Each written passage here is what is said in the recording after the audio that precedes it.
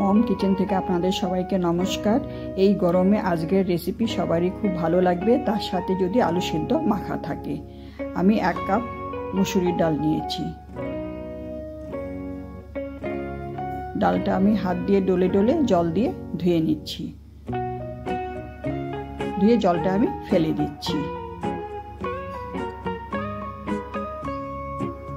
এইভাবে আমি হাত দিয়ে ডলে ডলে জল দিয়ে ধুয়ে জলটা আমি ফেলে দেব 5 থেকে 6 বার।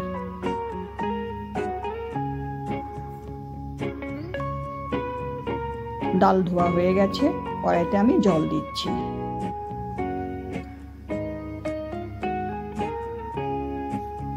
জলটা গরম হয়ে গেছে, ধুয়ে রাখা মুসুরির ডাল গরম জলে দিয়ে দিচ্ছি।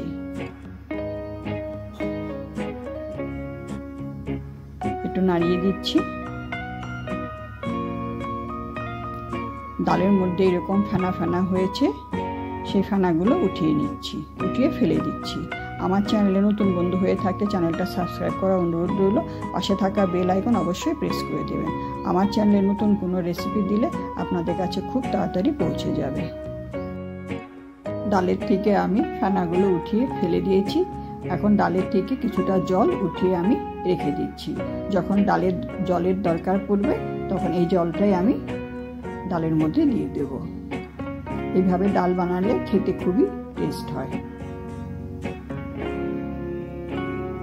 দেখুন এতটা জল আমি উঠিয়ে রেখে দিলাম। পরিমাণ মতো নুন দিচ্ছি। সেদ্ধ হওয়া পর্যন্ত অপেক্ষা করছি। ঢাকা উঠিয়ে নিচ্ছি। এখন ডাল দেখুন সেদ্ধ হয়ে গেছে। মুসুরির ডাল বেশি সেদ্ধ ভালো লাগে না।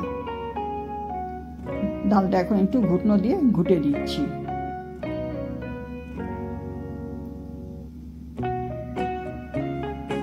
ঘোটার পরে ডালটা একটু ঘন হয়ে গেছে। উঠিয়ে রেখেছিলাম জল, সেই জলটা এখন ডালের মধ্যে দিয়ে দিচ্ছি। মুসুরির ডাল একটু পাতলাই ভালো লাগে।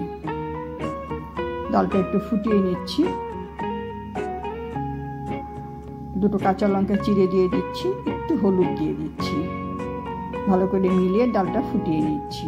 আমি যে পদ্ধতিতে ডাল বানাচ্ছি আপনারা একবার এইভাবে ডাল বানিয়ে দেখবেন, খেতে খুবই ভালো হয়।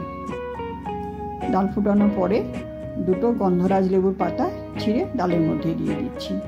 আপনাদের কাছে না থাকলে দেওয়ার কোনো প্রয়োজন নেই। ডাল ফুটে গেছে, গ্যাস বন্ধ করে নামিয়ে নিচ্ছি। একটা কড়াই বসিয়েছি, 1 চামচ সরষের তেল দিচ্ছি। ফোড়নে কালো জিরে, মেথি, শুকনো লঙ্কা, তেজপাতা ফোড়ন দিচ্ছি। তেজপাতা শুকনো লঙ্কাটা তেলের মধ্যে ভেজে নিচ্ছি। তারপরে মেথি আর কালো জিরে ফোড়ন দিয়ে দিচ্ছি। মুসুরির ডাল মেথি আর কালো জিরে ফোড়ন দিয়ে যদি বানান তাহলে গন্ধ টেস্ট দুটোই খুব ভালো হয়। ডালটা আমি ফোড়নে ঢেলে দিচ্ছি, একটু ফুটিয়ে নিচ্ছি। 3টে গন্ধরাজ লেবুর পাতলা পাতলা টুকরো ডালের মধ্যে দিয়ে দিচ্ছি। লেবু দিয়ে একবারই ফুটিয়ে নেব, বেশি ফোটাবো না, তাহলে তেতো হয়ে যাবে। আপনারা এইভাবে ডাল বানিয়ে দেখবেন। আপনাদের ডাল ভালো লাগলে লাইক করবেন, কমেন্ট করবেন, শেয়ার করবেন।